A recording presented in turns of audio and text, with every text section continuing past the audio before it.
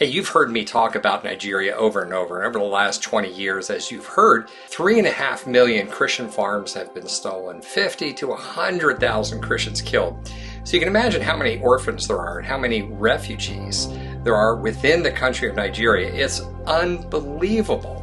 And what happens to so many of these kids is they go into refugee camps. And these are refugee camps within the country, right? They're not leaving their country. These guys are desperately poor. They have no means to support themselves. Like in most of Africa, you have to pay school fees. So guess what happens to these kids? They can't afford the school fees and they get left behind.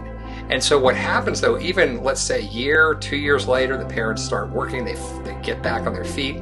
Then the kids are not, the teachers don't want them because they'll bring down the test scores. They're 2 years behind the rest of the students. So this is a nightmare. We've been working under these conditions for a long time. Well, last year we opened a school and we actually did it within a refugee camp.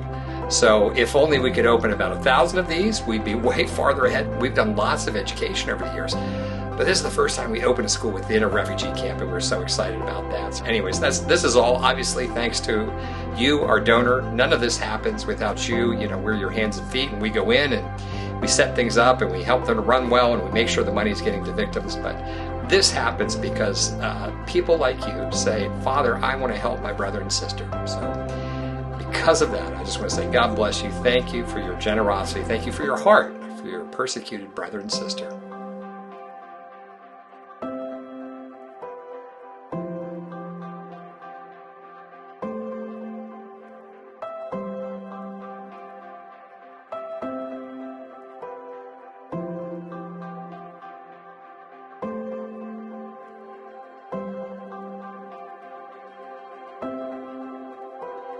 Thank you.